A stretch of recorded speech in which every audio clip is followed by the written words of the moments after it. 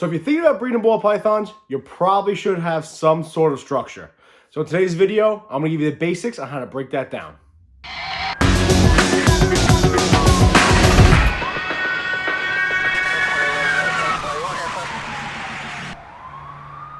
What's up, guys? I'm going to keep saying it. I don't care. So today's video, I just want to talk about having a breakdown of how to set up breeding projects. How many females, how many males, or type of males, type of females, so forth and so on. So first and foremost, if you're new to the channel, I appreciate it. Welcome. We're new. We're under a month old right now. We're cranking. We're moving. Subscribe, like, comment, share. Spread the news, guys. I'm trying to do this as much as I can. Try to keep it daily videos going. If you're on Instagram, blue_line_morphs. Hit me up, follow me, DM me. I'll always answer, guys. I take a lot of time out of the day to talk to you guys. It's probably the most rewarding part about this whole YouTube journey thing is meeting everybody and talking to everybody and going live with my buddies, etc., etc. So if you're new, welcome. If you're returning, awesome. Thanks, guys. So this is going to be like a basic video. Obviously, I'm probably going to do another one later on about how recessive projects, co-down projects, so forth and so on. But this is just a basic. If you're trying to get into breeding ball pythons, what you should buy, what you shouldn't have, and what to stay away from. So there's two types of like thought process with this. You can either have a lot of snakes or little snakes that are worth money, right? So when I first got into breeding ball pythons, I kind of just ran amok. I spoke about that in my introduction video, how I just pretty much bought whatever the hell I wanted to. I was like, oh, it's a snake, that's a snake, that's a snake. I didn't care about the genes. I had no sight. I had no vision. I had nothing. I just started buying shit. I bought everything I could find. Like I said, I walked to my first expo. I made a left. I saw a yellow snake, having a coral glow that Saul's Balls has now, and I bought it, right? Zero drive, zero structure, zero plan. I just ran amok. Don't do that. You're going to waste money. You're going to set yourself back in time. With that being said, I now kind of honed it in, right? Where I'm working with 3 different types of genes. Some of the snakes that I picked up, like this girl here, the lesser pastel het pied. I mean, would I necessarily have bought her? Probably not, but I have her now. Why? Because one of my snakes passed away. I had to replace him right away, right? So I bought it off Craigslist.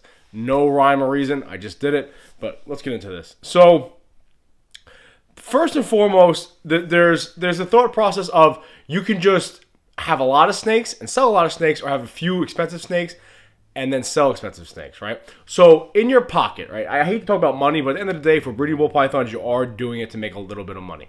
So if you sell 20 snakes for $100, you're at $2K, right? If you sell one snake for $2,000, you made the same amount of money, right? Wrong. Because the 20 snakes you had to sell to make the $2,000, stop growling, Shelby. Nobody's here, honey. Stop it. Now you want to do your job. Fake pit bull.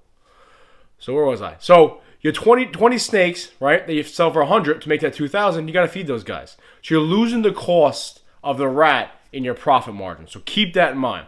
But with that being said, there are some people that say, you know what? I'm going to spend less money on the snakes than produce more snakes. There's no reason why you can't. Hey, enough.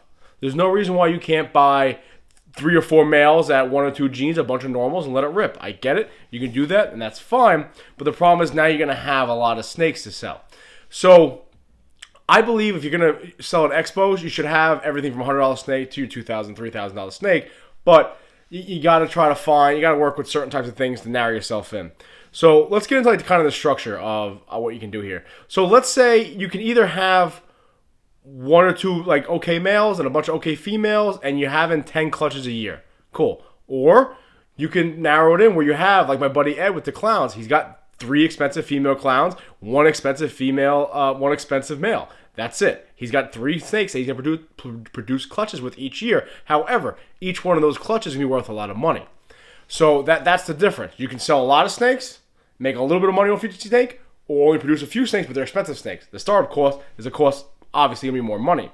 So the rule of thumb and the rule of thought is 3 females to 1 male, okay?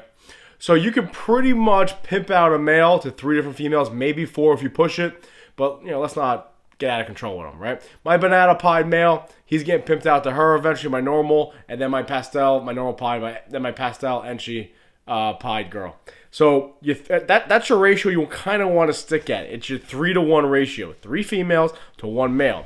Now, back to how you can structure this according to genetics. See, there's two ways of going about this. The first way is you can buy a powerhouse male, right? I probably should have my Coral Glow Black Pastel guy out. But you can buy a powerhouse male. You can spend a couple $1,000s. Again, it's all price range, guys. It's all according to how much you want to spend. I'm fortunate enough to have a decent job where I can spend maybe a couple $1,000s on a snake, and it's okay. If you can't do that, not a big deal. You can afford what you can do, and we can work with that, okay? But the idea is if you start with a male, let's say you buy a powerhouse male, 2, 3, 4, preferably 4 to 5 gene combo male, then get females for him, okay? So what a lot of people will do is they'll spend maybe $2,000 or $3,000 on a crazy male, then let's go out and buy 3 or 4 normals, okay? Now you're setting yourself back time-wise, but hear me out. Now I know I said don't buy breeder-ready females, but if it's a breeder-ready normal, you could probably pick up a breeder-ready female at 2,000 grams for like $200, okay? So buy your expensive powerhouse male, buy 3 or 4 normal ball python females that are ready to go, okay? Raise him up over 7 or 8 months, get him to 500 to 700 grams, and start studding them out. Start pimping them out. So if you have, let's take my boy. He's a Coral Glow Black Pastel Trick Mojave male.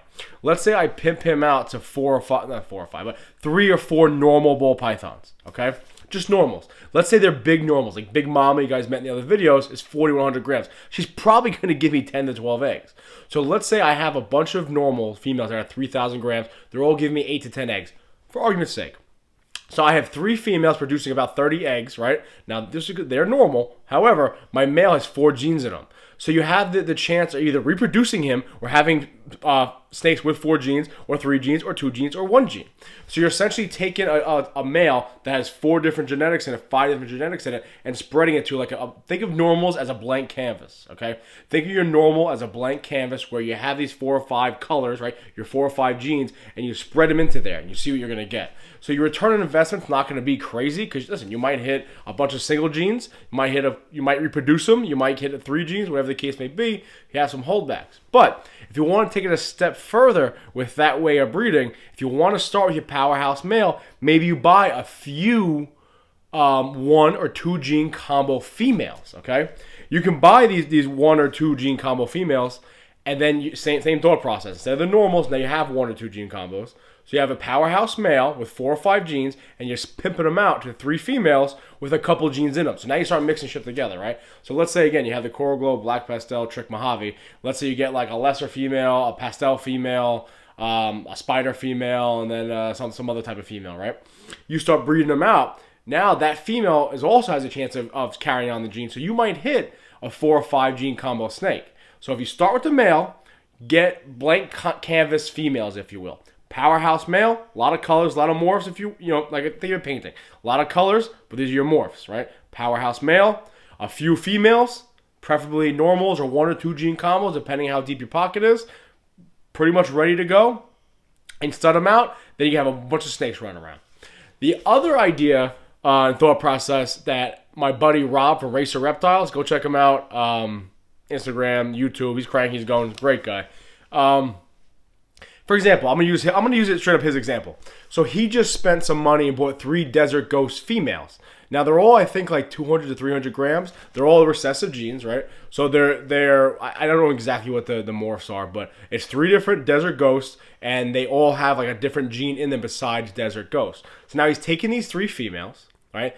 Quote unquote power females. They're solid females, genetic powerhouses. He's gonna raise them up. He's going to take 18 months and slowly raise these females up until they're breed ready.